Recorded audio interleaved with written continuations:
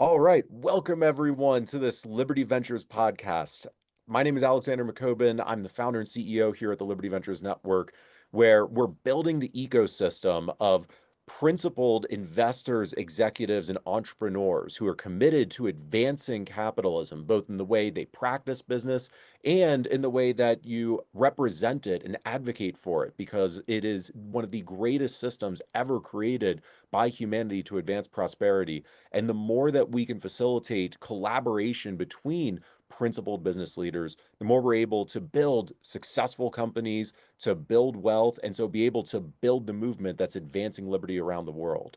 And I am just thrilled today to introduce an old friend and a member of the network, Richard Lorenc here, who is the president and CEO now at Lexandria, an educational platform bringing pro-liberty enrichment materials to social studies classrooms, where he's helping to scale the impact from 4,200 to 65,000 teachers by 2030. There is so much opportunity in the educational space right now, such a need for innovative approaches to this. Richard, I'm just so excited that you're leading this now and really appreciate you taking the time to share your approach with the Liberty Ventures Network today.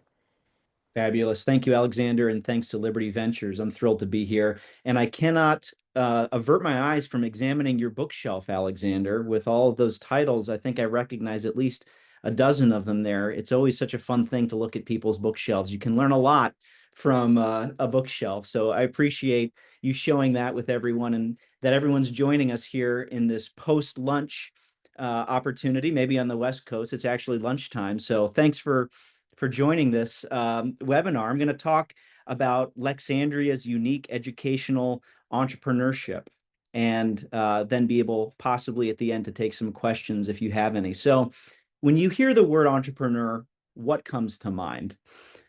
Is it the image of a Silicon Valley founder pitching investors in a hoodie? We've all seen that. Is it a small business owner working 70 hours a week to make his dream come to life? Or maybe it's the romantic notion that we've heard 1,000 times of being your own boss, inventing something new, and making a fortune in the process. Well, entrepreneurship, as you probably know, is lauded in almost every corner of society today, which is unusual. So we tell young people to become entrepreneurs. We celebrate them as heroes. And for many, entrepreneurship has become synonymous with innovation, disruption, and boldness. I have a picture behind me of F.A. Hayek, who I'll quote a little bit later, but on the other wall is a picture of Steve Jobs that I got from an artist at the Students for Liberty conference, probably in 2014 or so. So we all have our entrepreneurs who are heroes, and Steve Jobs is certainly one of mine. So even when we celebrate them almost universally, there's a catch. Entrepreneurship is not as simple as we might think. It's not unanimously understood as it first appears. And the very word itself has a contested history, and the meaning depends on which person you ask. So today, I want to show you not only how different theories of entrepreneurship apply to business, but also how they apply to something deeply personal to me, which is my work at Lexandria, which is a not-for-equity enterprise that is the Netflix for high school social studies materials that champion American principles. And we'll get more into Lexandria later, but first, let's define some terms. So the word entrepreneur itself comes from the French word meaning undertaker, not in the sense of someone who buries a deceased person, but someone who undertakes a venture. And over the last 2 centuries, since the word began coming into the English language, the greatest minds in economics have debated what it really means. And one of them is the economist Richard Cantillon, who is credited often with the first economic use of the term entrepreneur. He described entrepreneurs as individuals who bear uncertainty. And in his definition, this is people who buy goods at certain prices and then go out to the market and sell them at uncertain ones. So that was Cantillon. And then, of course, Jean-Baptiste Say, who was the French economist, he expanded on the idea and he described the entrepreneur as someone who brings together resources, organizing labor and capital and directing production. So that was in the 18th and 19th centuries. There are more modern uses, though, and these are basically the three main definitions that economists will tend to use today, although there are many more. Many of you have probably heard of Joseph Schumpeter, who was the Austrian economist famous for what term? Creative destruction. He argued that the entrepreneur is fundamentally a disruptor, someone who doesn't just improve on an existing business, but overturns them entirely. And I talked about Netflix a moment ago, but you can think back at what Netflix did to Blockbuster Video. That is Schumpeterian entrepreneurship. It's innovation that wipes the slate clean and redraws the entire map. And then there's someone who many of you may know, Frank Knight, a Chicago economist who focused on not so much disruption, but more on the idea of risk. And we talked about risk a little bit earlier. For Knight, the entrepreneur is the one who takes on an uncertainty, placing bets where the outcome is unknown. And of course, if those bets succeed, the entrepreneur reaps the rewards. And if not, they bear the consequences. You can think of people like Elon Musk, who might have bet everything on Tesla when most experts said that electric cars were destined to fail. That's a Knightian entrepreneur. And then finally in this list, we have the British American economist Israel Kirzner, now 95 years old. And he argues that entrepreneurship is fundamentally about one thing, and that is alertness. This is the ability to see opportunities that others overlook. The George Mason professor Pete Betke, an economist there, he explains it like this. He says, the entrepreneur is the person who sees $100 bills laying on the sidewalk that everyone else has ignored and picks them up. These three perspectives, disruption, risk-taking, and alertness to opportunity, each capture part of the truth of entrepreneurship. And if you think about it, you probably identify with one of these different varieties more than others. So let me ask you this, rhetorically, of course, which of these entrepreneurs resonates with you most of all? Are you more of a disruptor, a risk taker, or an opportunity spotter? So if you're a business owner, startup, established, whatever, you know that entrepreneurship is not just about theory, but actually about results. And in business, results are usually measured in a conflicted and contested term these days too, called profit. And of course, profit is more than money. It's actually a signal that you've created something that's other people value. And going back here to Hayek, he said that profit is a signal that we're serving well people who we don't know.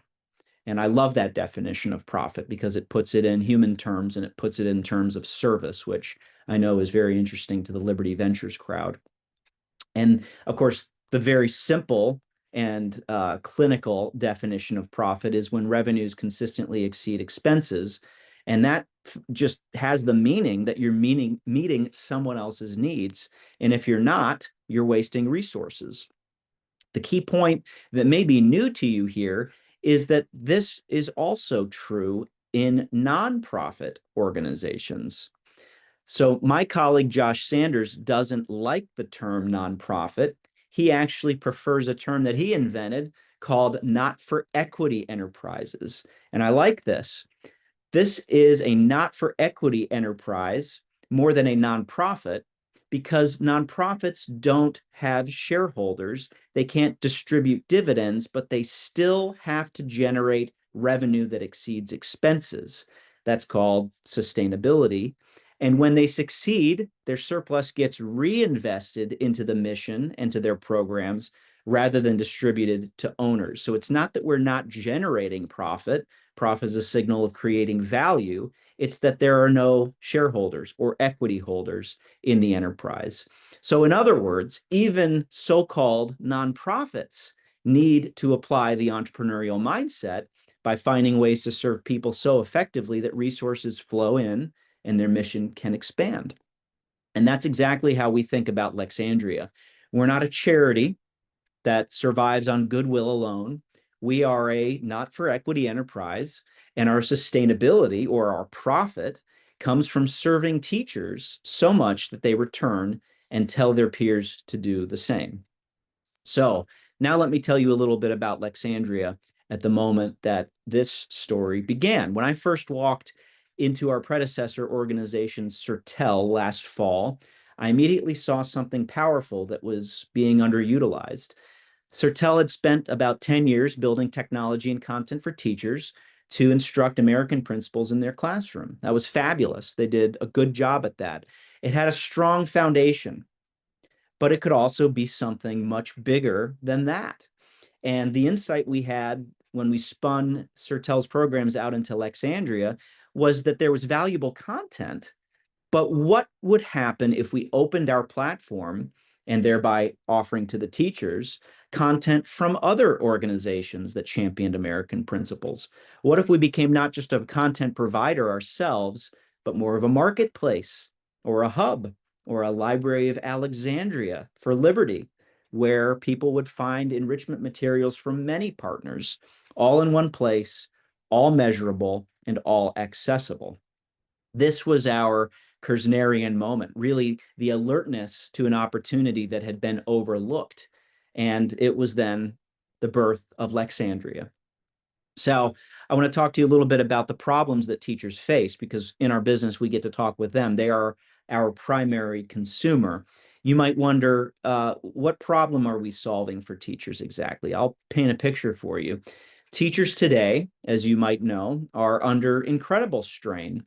They're told what textbooks to use by their districts and their administrators, and they're often outdated, bland, or unable to tackle difficult conversations, which many students in high school are having on a regular basis, in person, online, and everywhere in between.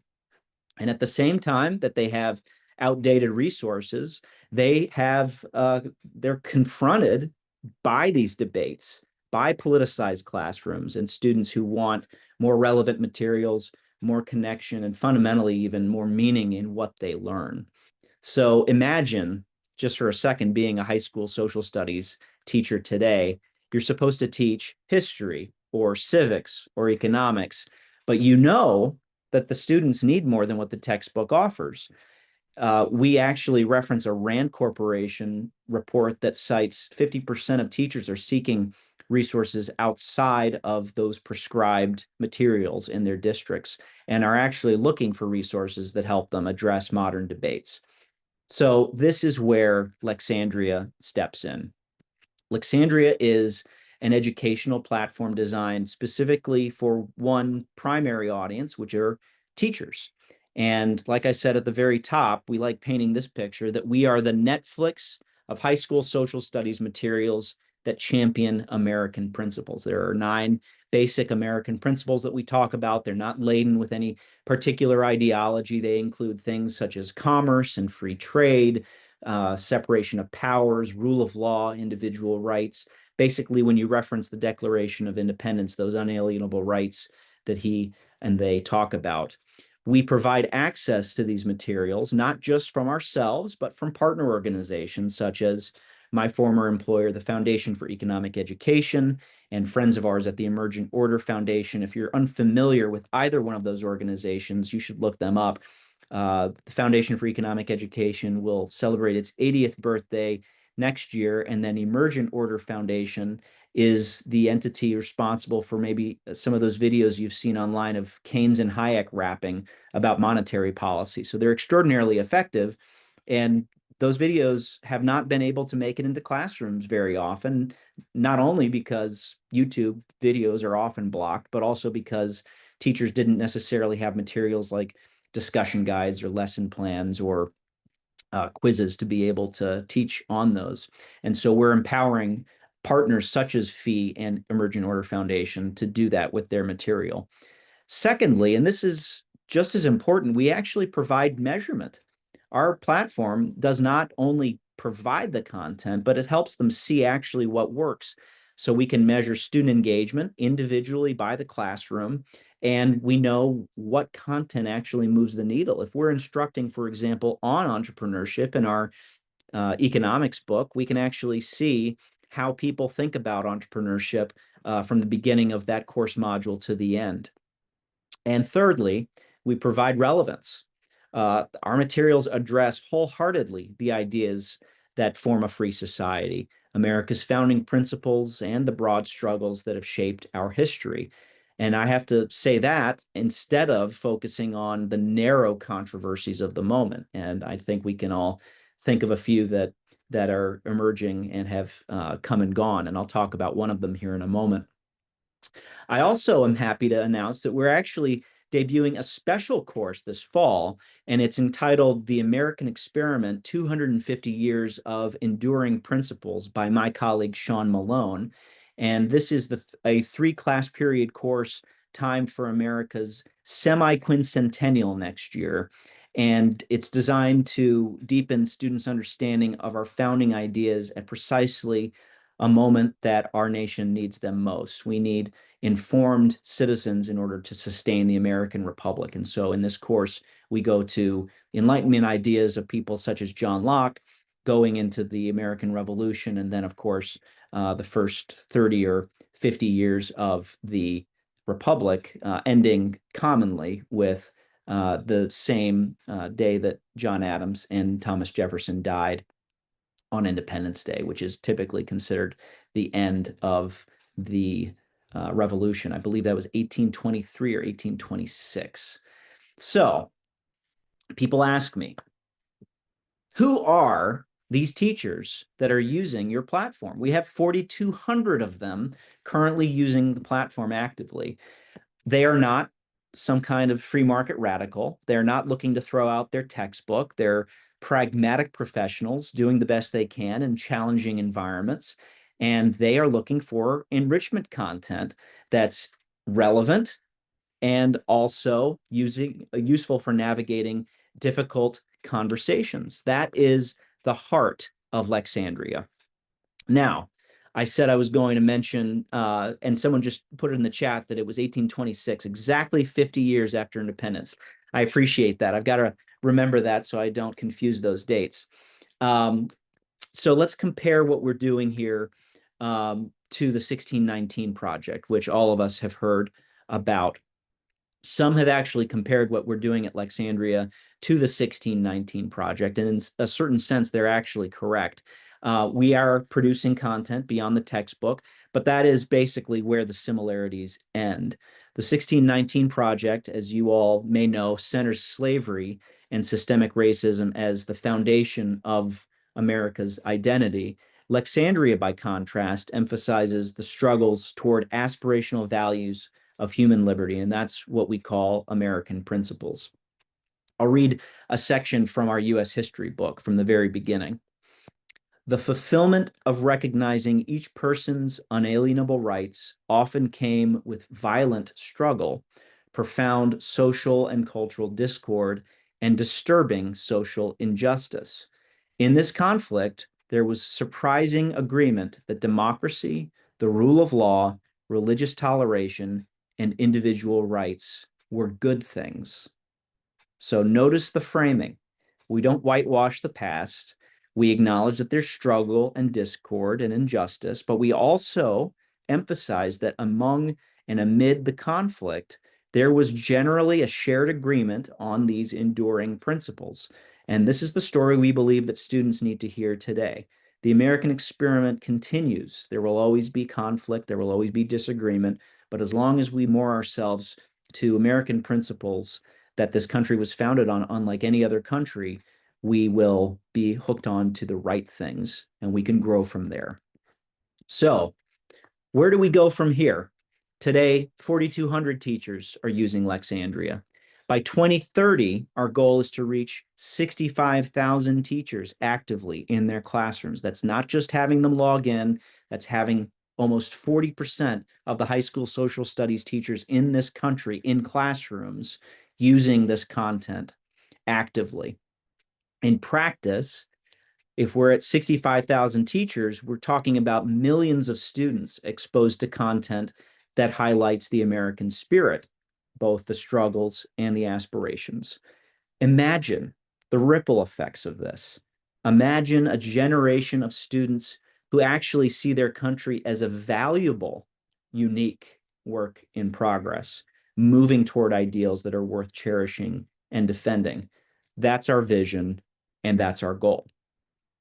And this brings us full circle back to entrepreneurship.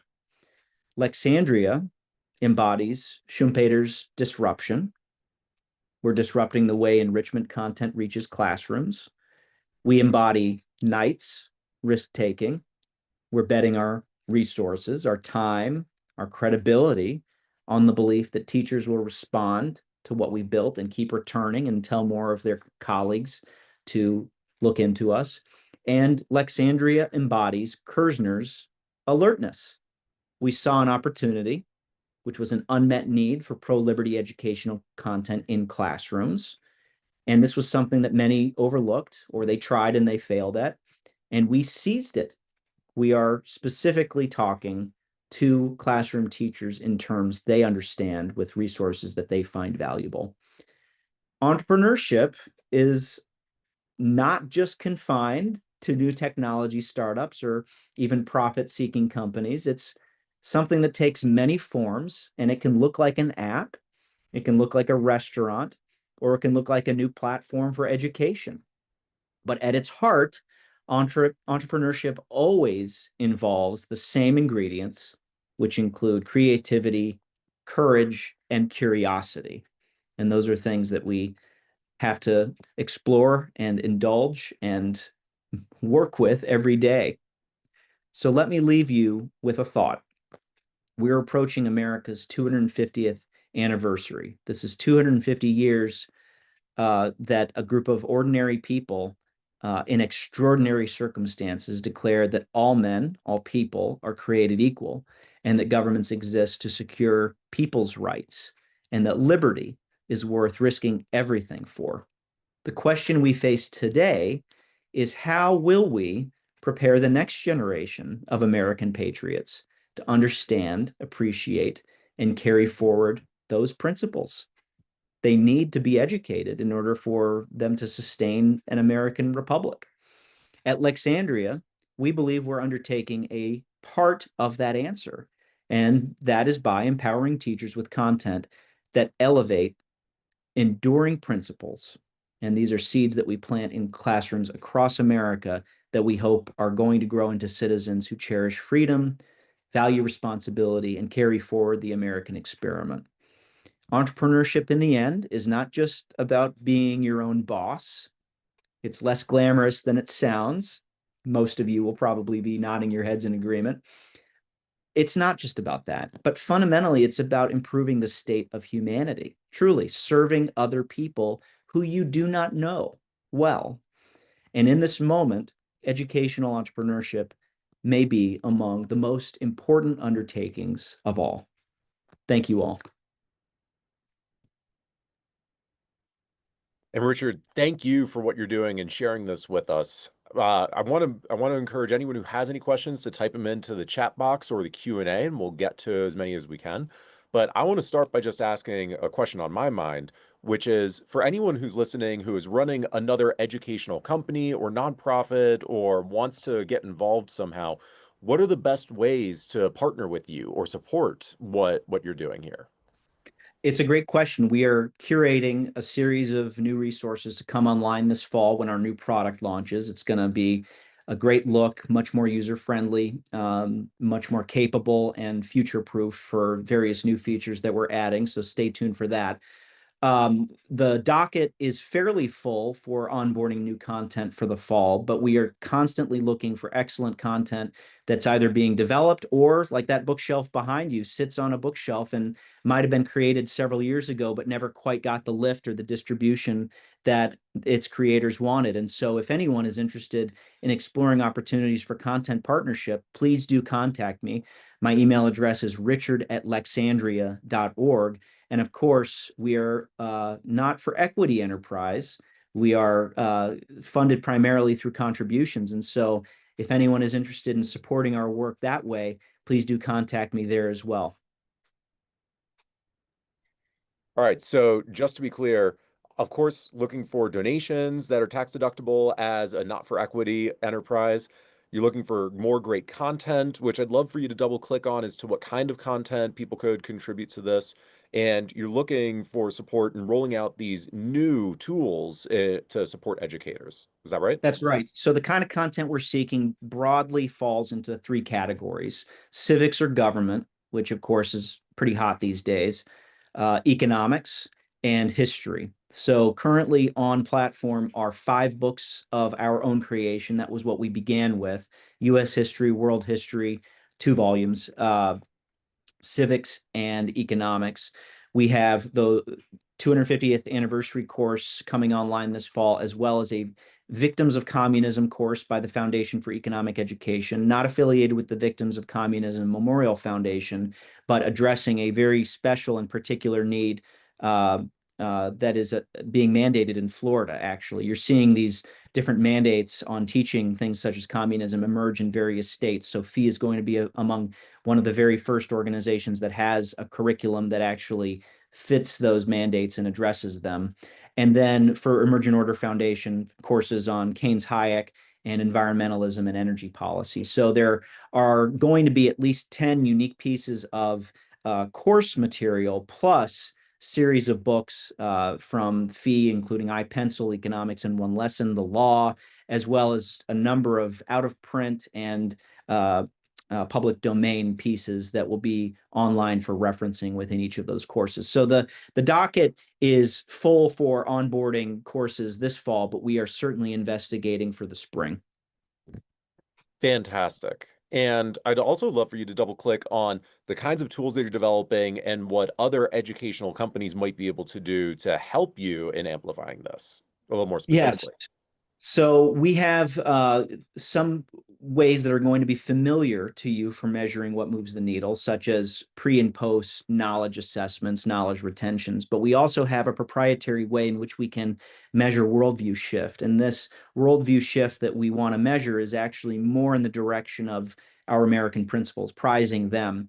And so on a 5-point Likert scale, we actually address and assess where someone is beginning in their thought. For example, someone might go into a civics course believing that the US president ought to have monarchical authority to control every lever of government. And then after our course, we hope, understand and appreciate more about the separation of powers and the way in which the Constitution was written to separate the executive from the legislative from the judicial. And so this is not something that you can take off the shelf and expect to have as a software package. It's one of the reasons that we've developed this platform very uniquely. We have some other new features coming down the pike in our product map, including interaction and interactivity with Google Classroom and Canvas, which are 2 of the most often used classroom management software, so that the grading that is in Lexandria can be transferred very easily to the grade book that the teacher is maintaining in the classroom, as well as AI features. And so if anyone is interested in exploring what a chatbot might look like, or AI grading of long form essays, because of course not everything in life is multiple choice, very little of it is, we'd be interested in talking with you about that. And so any ideas, especially from educators, whether homeschool, classroom, are extremely welcome as we continue to build out features. And I should say, on the topic of AI, the ability to actually add new features given new AI coding tools is incredible these days compared to where it was even 6 months ago. And so we are a quarter at least ahead of our rollout schedule for many of these features that I've been describing. And so if you've got an idea, we can basically build it very, very quickly. Amazing. Richard, really, thank you for everything that you're doing to promote liberty, to promote this education, which we desperately need. I've already shared Richard's email in the chat, and we're going to follow up with not only this recording, but Richard's contact info for anyone listening either live or to the recording if you want to get in touch with Richard. And we'll have more opportunities for you to meet him in person at other Liberty Ventures and Principal Business events coming up this year. But Richard, really, thank you so much for sharing this today. Thank you for all that you're doing. Thank you, Alexander. Thank you all. Great to talk with you. Great to talk with you too. Have a great day, Bye-bye. everyone. Talk soon.